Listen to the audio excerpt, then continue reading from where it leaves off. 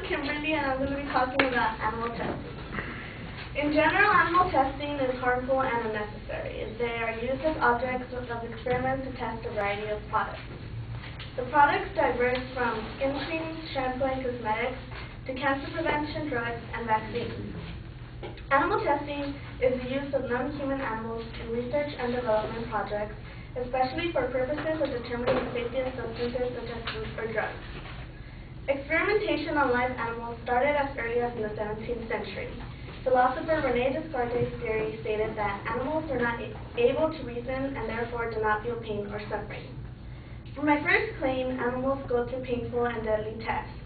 The most common tests used in animals are the DAZE test. This test consists of caustic substances being placed in the eyes of conscious rabbits to evaluate the damage to sensitive eye tissues. This is painful for the rabbits, who often scream when the substance is being applied.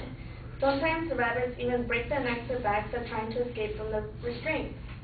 Therefore, that shows proof that the animals are suffering and are in pain when most people say that they don't feel anything.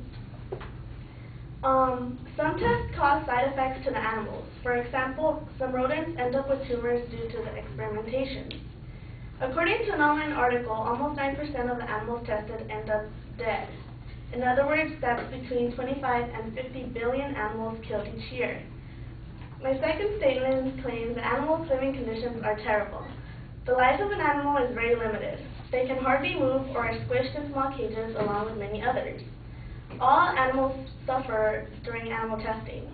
Rats and mice have no place for digging and hiding. Rabbits have no place to jump. Dogs and cats are deprived from exercise, and pigs cannot root in the ground. The animals are away from natural habitat and are forced to live in small spaces. The animals are closely watched. They are constantly being picked by needles and are examined. These animals know nothing outside these cages, and some can't even walk because they are so confined in the cage. Sometimes they keep one another standing. So let's say all the animals are being tested, and then, okay, you can't test animals anymore, so the animals are left free. Most of them can't survive on their own after long periods of time being caged, so they're going to die anyways. My third statement is that animal testing is a failure. Animal testing is inhumane besides being inaccurate. According to the lethal dosage test, also known as the LD testing, it doesn't measure human health hazards. It only determines how toxic the product is to the animal tested. So what's the point of the test if we're not going to be able to see if it will hurt us, if we're only going to know it's going to hurt the animal? Each species reacts differently to various substances. Convulsions, vomiting, and bleeding from the eyes, nose, and mouth are common reactions to the LD test, so clearly there's no point to that test. According to an online article, drugs that pass animal tests end up harming or killing humans about 61% of the time. So that's another fact claiming that animal testing is just a waste of time. Animals function and react differently to the world surrounding compared to humans. Humans' bodies are more advanced than some of the animals being tested. So what's the point of animal testing if animals and humans are completely different? Therefore, animal testing is harmful and unnecessary. Philosopher René Descartes stated that animals are not able to reason and therefore do not feel pain or suffering. However, I think differently. Thanks.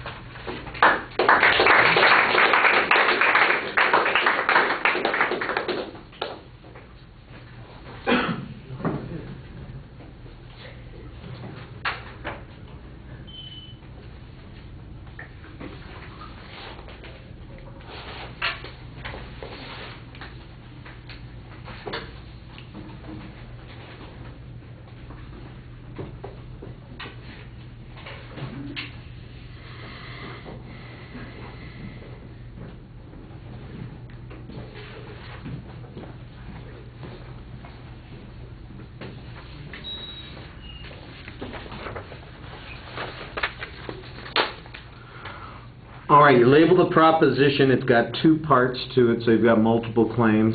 You need to lay out the structure of the speech. You don't do that. There's good signposting on the secondary points when you get to them, but there was no preview. The subject's pretty broad. You've got a combination of arguments being made here about safety or industrial testing versus drug testing and medical testing. Most of the examples that you present, the DRAZE test and the LD test, for instance, are industrial in nature rather than medical in nature. nature, and so I think your arguments might be applied more specifically to that kind of testing, like safety issues for consumer products or something along those lines. When you make the argument later on in the speech that there is not a significant relationship between the animals and humans, there's not much data that supports this claim. Biologically, for instance, systems might be very similar. I don't know, but you just kind of make the notion that, well, you know, when the animals get this kind of test on, they bleed from their eyeballs, and so clearly it's not useful information. Well, if we would bleed from our eyeballs from taking the same medication, wouldn't that be useful information? You've just got this kind of hypothetical example there that you use to make that claim, and I don't think that's enough proof. One of the problems is that you have a lot of hypothetical examples to support your claim, and you need more data. The source citation I got for 4, I think, different pieces of evidence was an online article. An online article doesn't tell me who wrote that, what their credibility is, what their authority is, where that information came from, and so that's not really a very complete source citation.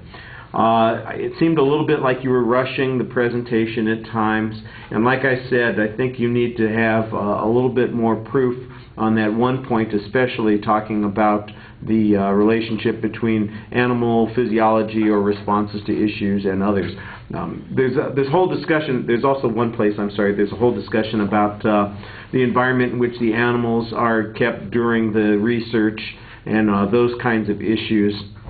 And I'm not sure that there was ever anything other than hypothetical examples on that particular point. And so again, you need some data on that point too.